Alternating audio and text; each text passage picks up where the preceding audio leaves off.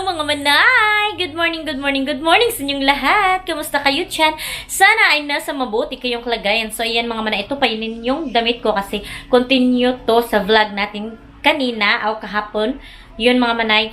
So huwebis ngayon mga manay at si Ate Fiana pala ay naihatid ko na sa kanyang paaralan. So yun mga manay, kinontinue ko na kasi kahapon ay 17 minutes na yung natin upload. So yan, tuloy-tuloy na ito para araw at araw tayong maka-upload.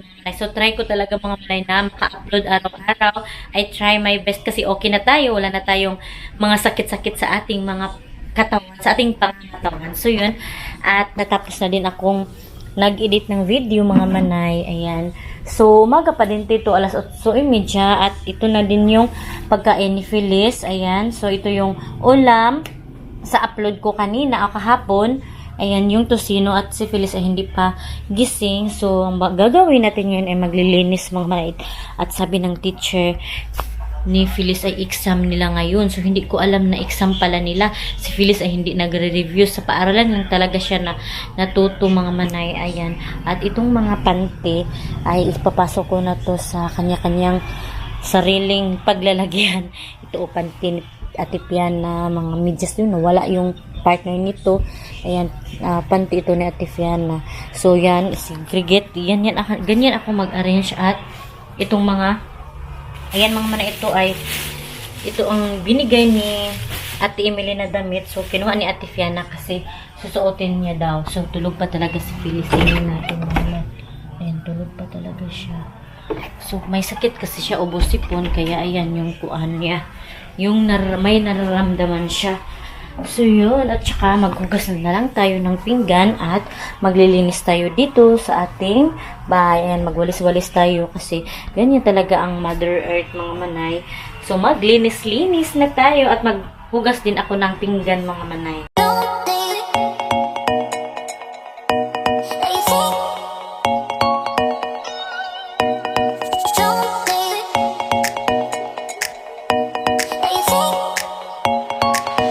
So, ayan, gising na si Feliz, mga manay. Hello, mga manay. Ayan. So, tapos ko na pala siyang pinatake ng kanyang medisina at papakainin ko na siya ng kanyang breakfast, mga manay. Pinauna ko yung medicine niya, mga manay, kasi it's already parang mag-alas 9 na. So, ayan yung oras natin. Malapit na siyang mag-alas 9. Ayan, umumo siya, mga manay. Ayan, so malapit na alas 9. Ayan yung bahay natin for today, mga manay. Gipi na yan. So, dami ng sira itong bahay natin. Ang kumakapit na lang talaga dito sa wall natin, mga manay, ay wallpaper na lang. Ayan, sira-sira na. Ayan, mga manay. So, after 4 years siguro, mga manay, may paggawa pa namin itong bahay. May pa-renovate kasi wala pa tayong budget. So, nakabugkot na ako ngayon at nakapag-ilambos na ako konti, char. At sabi ni Feliz ay ilingin-lingin ko daw itong pagkain niya, mga manay. So, bibilog-bilogin ba? So, maghugas tayo ng kamay para madali siya kakain. So, ganun lang lang siya. Ayun si Feliz o nakahiga. So, okay naman siya. Wala naman siyang lagnat. So, pero mamaya ay school pa din siya kasi may exam daw sila. So, yan mga manay, nagpailaw ako para hindi madilim yung mukha natin. So, ginaganito ko lang talaga yung pagkain niya, mga manay, para siya madali niyang matapos. Yan. Naghugas ako ng kamay, mga manay, tapos may tubig para dumikit talaga yung pagkain at saka yung ulam, yung rice at saka yung ulam. So, ayan mga manay, ito lang, ganyan lang. O, diba? Tapos, binibilog-bilog, ganyan. Ganyan ko piniper ang kanyang pagkain. So, yung mga judgmental niya, marumi, hindi ito, o hindi ito marumi kasi. Nung bata pa din ako, mga manay, ganito din ginagawa ng mama ko para mabilis kami kumain. Parang, diretso siya, ganun ba? Ayan. Binibilog-bilog. Ganyan din ba kayo sa inyong anak? Hindi, maghugas talaga tayo ng kamay para sure talaga na malinis yung pagkain. So, yan mga manay, bilog-bilog na yung pagkain niya. So, habang dito siya sa lamisa ay nag-study din siya sa kanyang exam mamaya. Ayan, ano siya ng numbers. Ayan si Feliz. So, kain ka na, Feliz. Ayan. Yan, nagkutsara siya mga manay kasi hindi siya naghugas ng kamay niya kasi naghawak siya ng kanyang pinsel. So yan, at saka ang gagawin ko ngayon ay magpapagpag tayo ng mga abog dito mga manay. Ayan, kasi abog na. Ito pala ay ginamit ito ni Ate Fiana sa kanyang pum-pum noong may program sa kanila sa school nila mga manay. Hindi ako nakapag-video pero mayroon akong upload sa aking Facebook sa aking real account talaga. May video doon, so may remembrance pa din. So ito yung pala yung binigay ni Ate Emily na lalagyan para siyang siya basta ganito. So tawag ibagbag siya mga manay. Ayan, so dito ka lang nilagay para magamit pa siya mga manay kung may nais natin paglalagyan. So dito ko nilalagay yung mga sandal, sapatos, ayan, yung tubig natin, water dispenser, binibili talaga yan mga manay. So magpagpag tayo ng madudumi kasi abog na. Pagkatapos ating magpagpag ay magwalis tayo ng ating sahig. So, ganyan lang ating everyday life, ang ating life ni Manay. So, para araw-araw tayong may upload sa YouTube.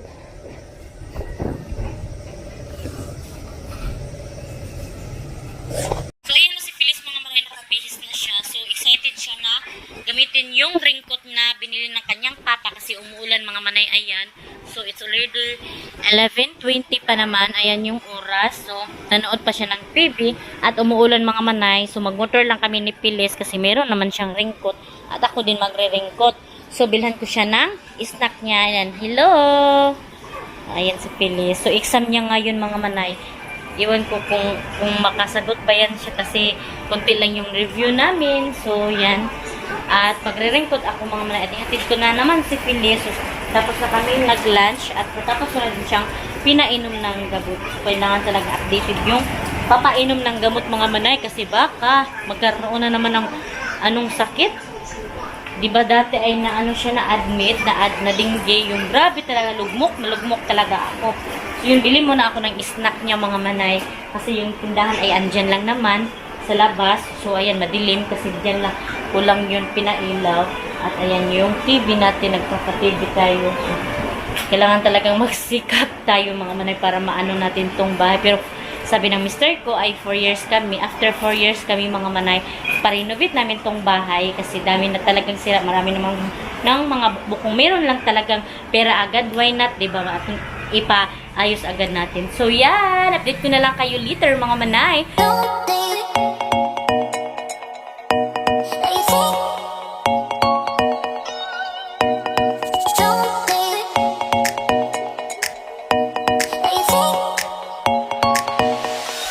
The next day.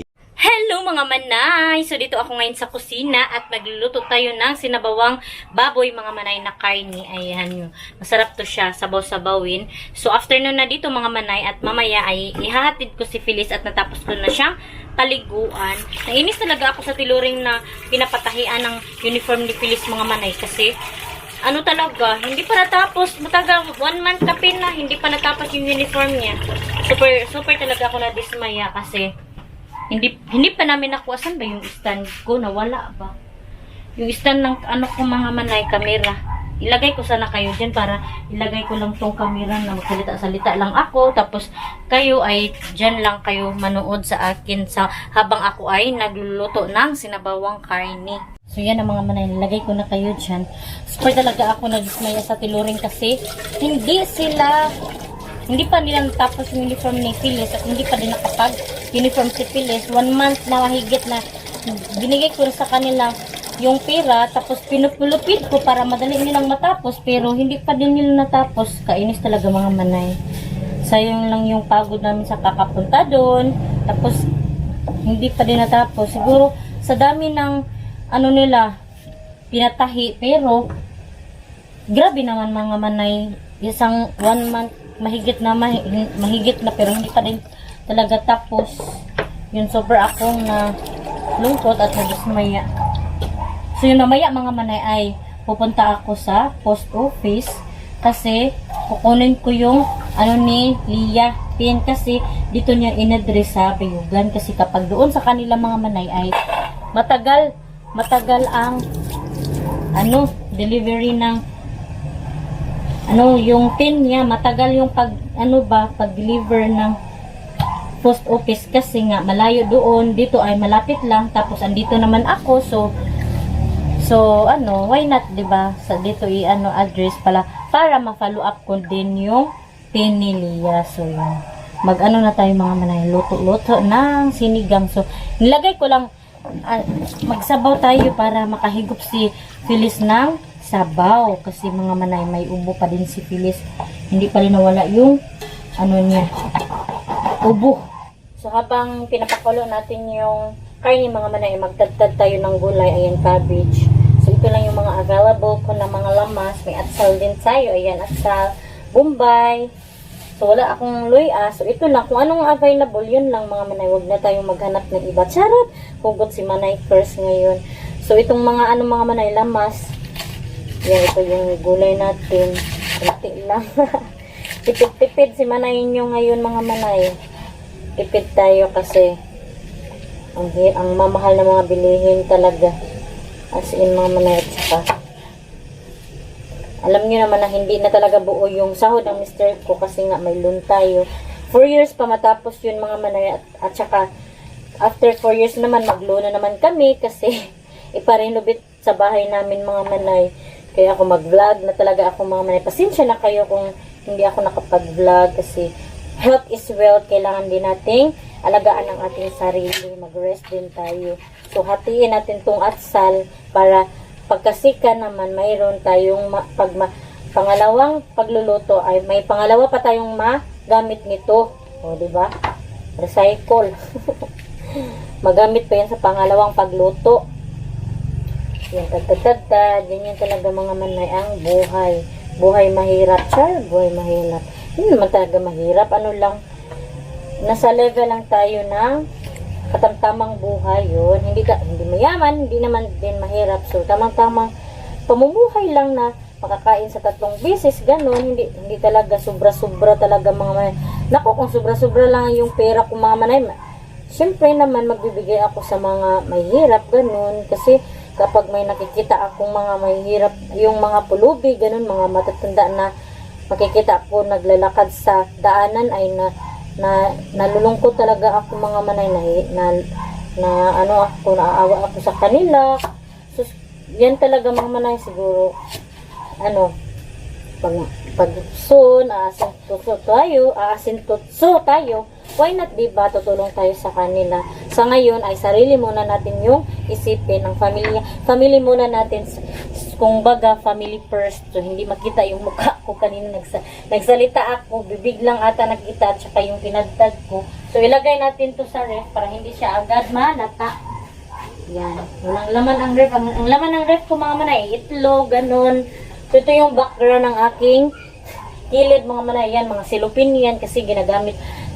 Tinitira ko yung mga silupin na mga manay na kapag nagme-merkado ako, nag-grocery, nilalagay ko dyan kasi pwede naman yan magagamit, mag-recycle tayo, pwede magawing basurahan, ganon. At ito ay mga ko dito, mga trapo mga manay. Ayan, pakita ko yan sa inyo mga manay. Ayan, mga trapo ko yan mga manay, kaya dyan ko nilalagay, binibitay ko dyan. At ayan yung mga cellophane, o diba, ayan, pinapakulo ko kayong karne mga manay. Ayan, pinapakulo yun. Shout out sa labhunan ko mga manay. Ito na yung tumaas na yung labhunan ko, diba? Pero konti pa yan mga manay kasi sanay naman ako sa madamihang labahin. Kaya hindi pa siya kumulo. So pakuluin muna natin yan. Ayan na yung pinagtad ko. So pagpakulo na siya yan, ilagay na natin itong bombay at saka atsan. So yan lang, simple lang yung natin sa sinabawang karne. Ayan, bumukal na yung karne mga manay. So, ilagay na natin tong bombay at saka atsal. Para, talaga, mag-observe talaga yung mga lamas sa ating nilutong karning baboy. Ayan. Ayan na mga manay.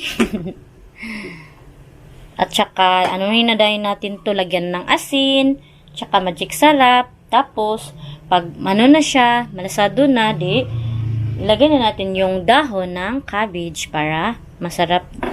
Tapos na kasi itong dahon, madali lang naman siyang maluto. So, pinakalas na natin yan ilagay. Kasi itong karne, tingnan natin, hindi pa siya talaga, humok ba? Malambot. So, takpan natin yan para madaling malalambot. Yan mga manay, malambot na ata tong karne. So, kanina pa lang kasi, so mga 30 minutes ko lang yan pinaano kasi baka mahurot na yung gasol natin. So, lagyan na natin ng asin. Ganito lang kadami mga manay. Ayan. Para hindi siya masyadong maparat. Ayan. Tsaka, mang inasal. Oh, mang inasal. Anong mang inasal? Oy, magic sarap. Ayan, mang inasal naman yung naritok na ko mga manay. Oy, shout out pala dyan sa mang inasal. Baka mayroong mang libre dyan. Bika naman. Matagal na ako hindi nakakain sa mang inasal mga mahanay. Kasi ang mahal na ng mang inasal ngayon. 240 na yung unli. Tapos yung hindi unli ay 180. Masarap pa naman yung mang inasal. As in mga manay. Paborito ng mister ko yung mang inasal. Atong tikman mga manay kung masarap, diba? Okay na, o diba? Timplado. Madali lang akong paglagay ko ng asin, yun na agad. Tamang tamang lagay ng, basta kabalo lang tayo, marunong lang tayo magbana-bana ng ating timpla-timpla. Diba? Hanggang mamayang gabi na to mga manay kasi para tipid tayo ng gasol. Yan, inisa ko na lang kasi yung pagluto. Diba kahapon, nagbili ako ng karning baboy. So, ito na yun mga manay. Ayan naman, nag-iingay na si Pilis. Okay na siya mga manay, ang timpla.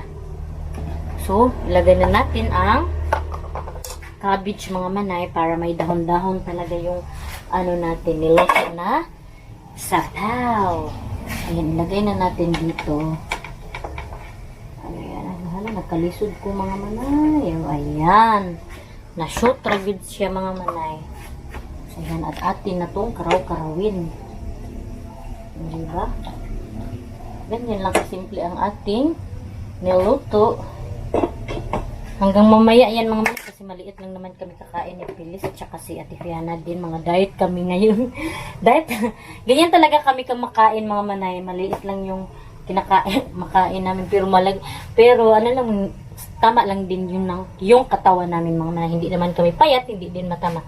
Tama lang talaga yung katawan namin, katamtaman lang ba.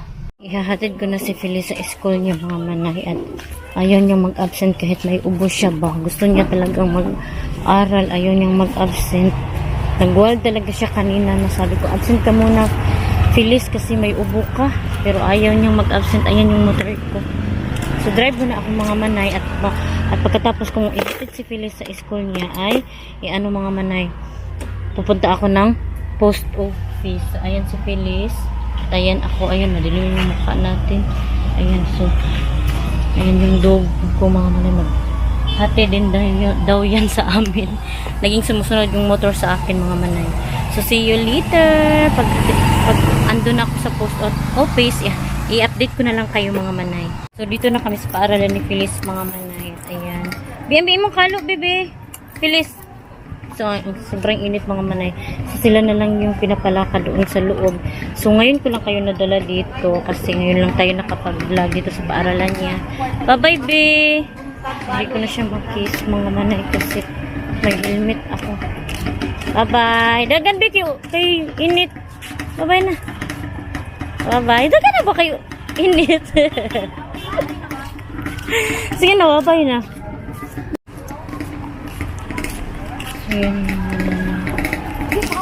So, pupunta na ako ngayon sa post office. Kasi kukunin ko na yung ni Lia mga manay. Yan, madami mga kapatayan na interact sa pagsasalit. Ngayon ko lang kasi ako nag-vlog dito mga manay. Ngayon ko lang kayo sama dito. So, welcome sa paaralan ni Phyllis. Ayan. So, ito yung harap ng kanilang paaralan. At ngayon ko lang talaga kayo na sama dito. So, ayan. At may mga sikad. Ayan. So, update ko na lang kayo mamaya. So, dito na ako sa harap ng post office mga manay. At hinahanap ko yung name ni Lia. So, ayan. Kasi, sinat kasi ako ni Gian na ano, magisuyo siya dito yung pini Ria kung andito na ba. So, pasok tayo. Sa ito yung map. Oo na ko itong kuan bito ni Google AdSense. Rini Boy Kulientas. Kung naan na ba? Nag-aasa mo na siya map. Dirigi address. Dire sa post office, di kino. Oh, sa Bayugan City ang iyang address. Anong may klarong address mo? Kapag na ba na itong bayugan? Guyabano Street, Poblacion, Bayugan City. Pork 12.